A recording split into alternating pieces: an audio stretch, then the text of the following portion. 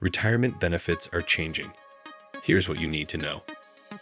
Hello friends, and welcome to Gray and Wise. Today, we're going to talk about something that affects every one of us who's worked hard all our lives and earned our retirement years. I understand that changes to retirement benefits can feel overwhelming.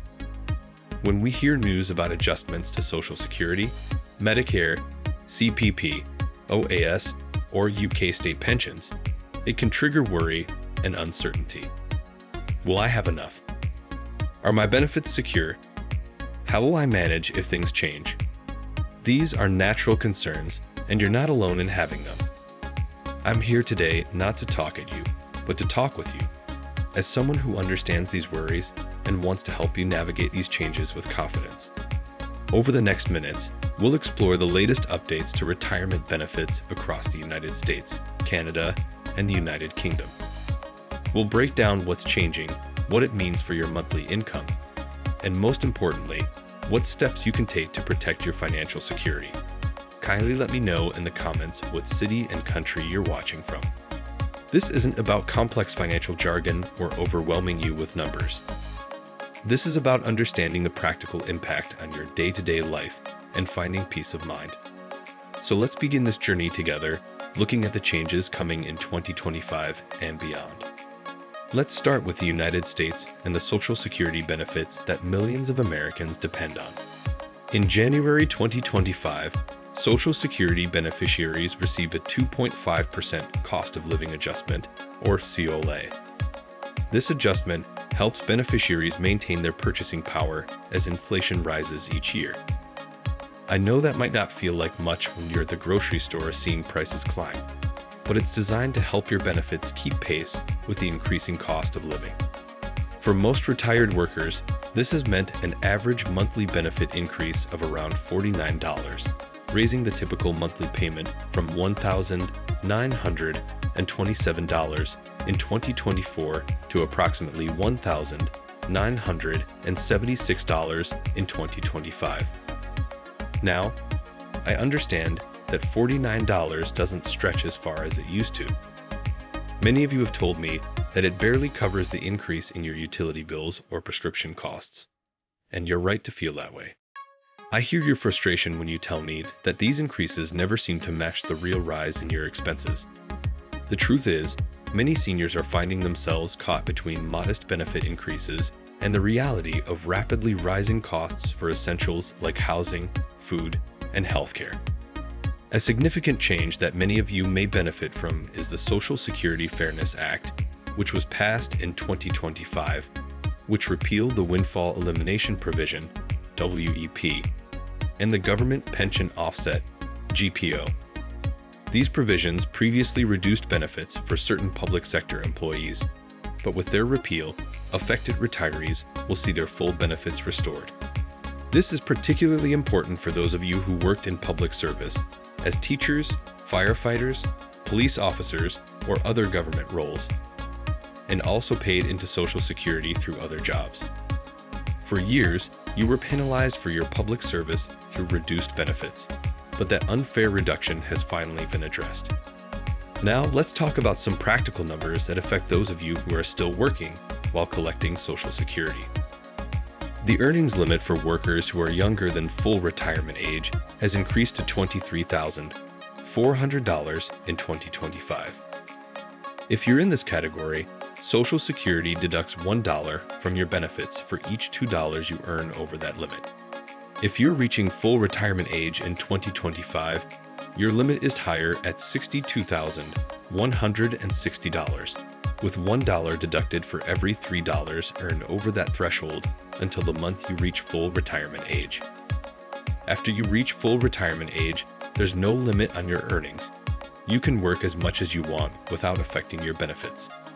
For those of you wondering about the maximum possible benefit, if you're claiming at full retirement age in 2025, the maximum monthly benefit is $4,018, which equals $48,216 annually.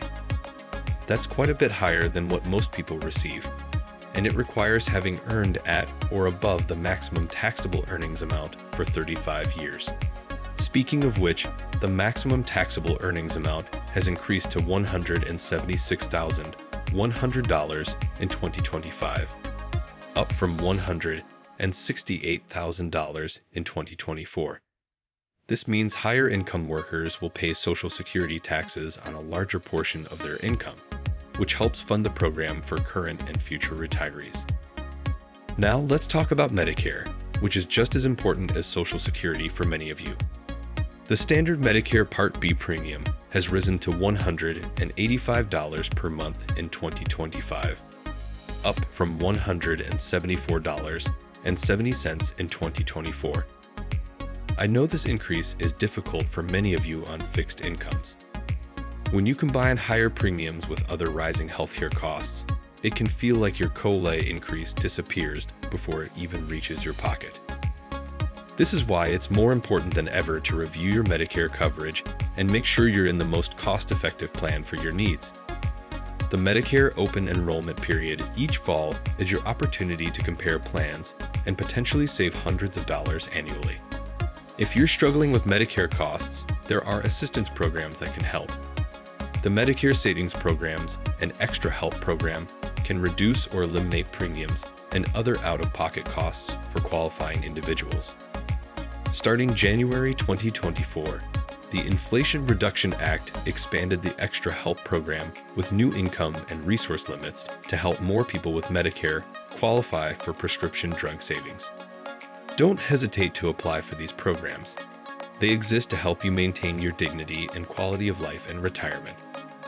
Remember, you've earned these benefits through years of hard work and contributions. Now, let's turn our attention to our Canadian viewers and the changes to the Canada Pension Plan, CPP, and Old Age Security, OAS, benefits. The CPP is undergoing significant enhancements that will benefit many of you. Up until 2019, the CPP retirement pension replaced 1/4, 25%, of your average work earnings. Under the enhancement, the CPP will grow to replace 1/3, 33.33%, of your covered average work earnings received after 2019.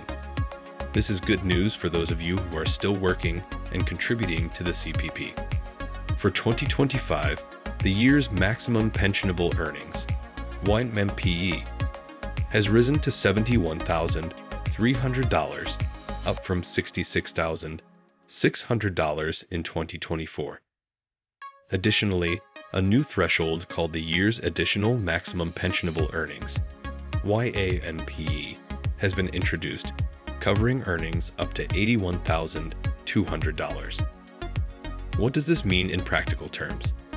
This new system helps higher earners save more for retirement, with CPP replacing up to 33.33% of lifetime earnings, up from 25%. If you earn more, the CPP will protect those higher earnings, and by making higher contributions, you'll receive higher future benefits. For old age security, which most Canadian seniors receive regardless of work history, as of March 2025, CPP payments have increased by 2.7%, while OAS payments remained unchanged for the current quarter, but will be reassessed in April 2025 based on inflation trends.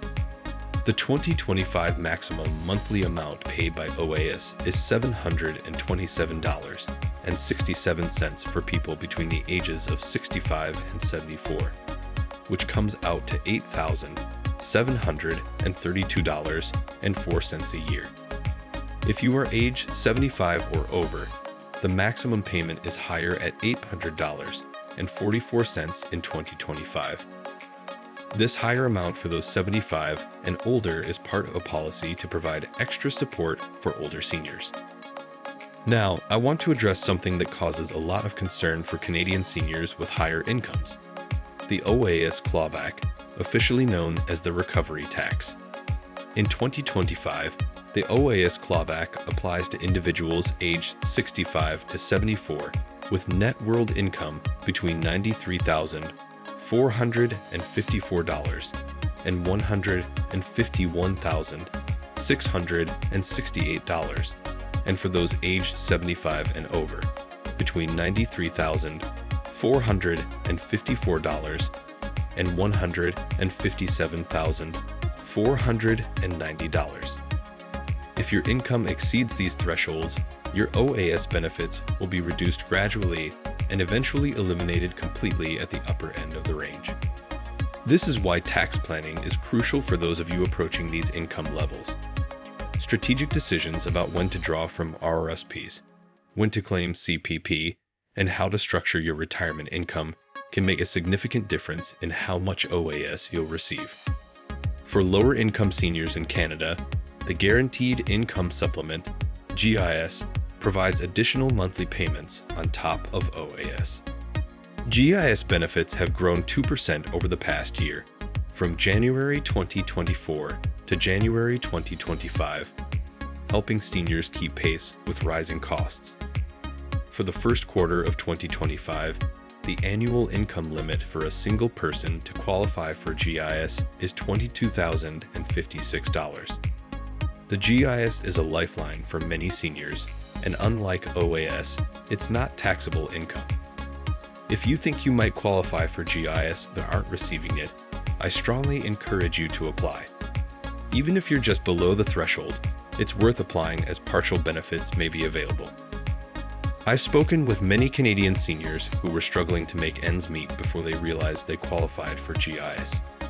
Don't let pride or uncertainty keep you from accessing benefits you've earned through your contributions to Canadian society. Now let's cross the Atlantic to discuss the changes to the UK state pension system that affect our British viewers.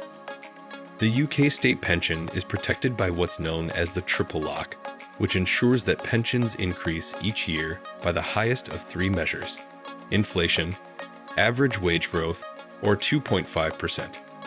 From April 7, 2025, pensioners receiving the full basic state pension saw their weekly payments rise from £169.50 to £176.45 per week, worth an additional £360 a year.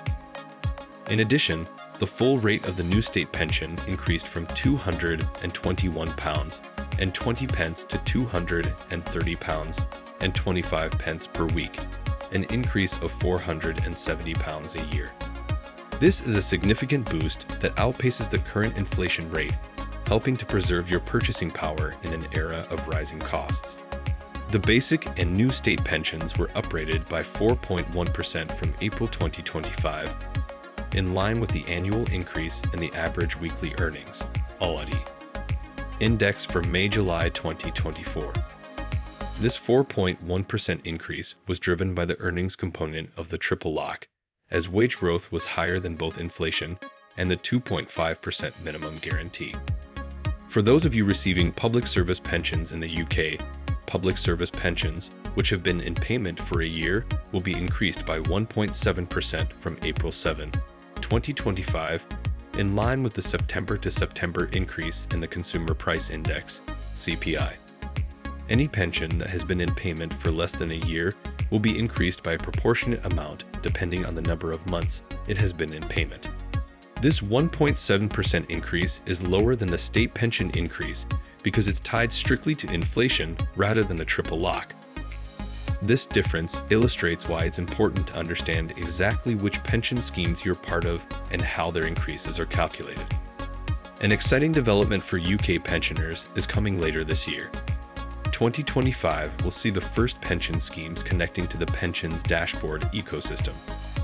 These dashboards will allow individuals to view information about all their pension savings, including their state pension, on a single website. This will make it much easier for you to keep track of all your pension entitlements, especially if you've worked for multiple employers over the years and have several different pension pots. No more digging through old paperwork or trying to remember which pension provider handles which portion of your retirement savings. All pension schemes with 100+ active or deferred members are required to connect to the ecosystem, starting with the largest DC schemes. While the exact date for public access hasn't been announced yet, this represents a significant step forward in making pension information more accessible and transparent.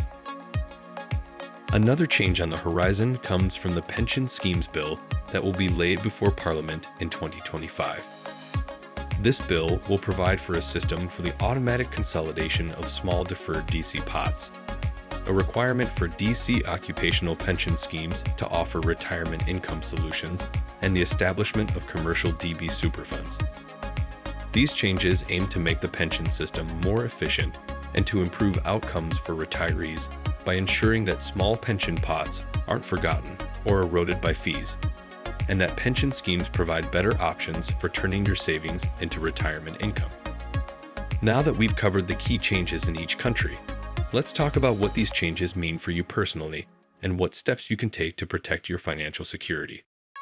First, I want to acknowledge something important.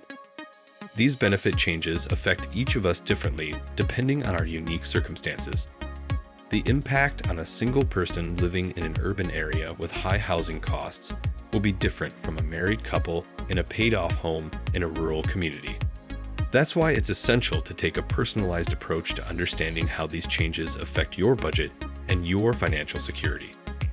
The first step is to make sure you're receiving all the benefits you're entitled to. Many seniors leave money on the table simply because they don't know they qualify for certain programs. In the U.S., visit SA.gov or call 1-800-772-1213 to check your Social Security status and explore Medicare savings programs if you're struggling with healthcare costs. Please comment your state so I can reply with state-specific contacts. I promise to reply to every one of them. In Canada, use your My Service Canada account to review your CPP and OAS status and check if you might qualify for GIS. Kindly let me know in the comments what province or territory you're watching from for anything specific to your province. In the UK, visit gov.uk/check-state-pension to get a forecast of your state pension and use the pension tracing service if you think you might have lost track of any private pension pots. Let me know what city you're watching from, and I'll reply with resources specific to you. Next, take the time to create or update your budget in light of these benefit changes. This doesn't have to be complicated. Simply list all your income sources and all your expenses. Be honest about where your money is going. Many of us lose track of subscription services or underestimate how much we spend on certain categories. A clear budget helps you see whether your income, including these updated benefits, is sufficient to cover your needs. If you find that your expenses exceed your income, don't panic. This is valuable information that allows you to make adjustments before a small gap becomes a crisis. If you find that your retirement benefits aren't providing enough income, consider ways to supplement without jeopardizing your benefits.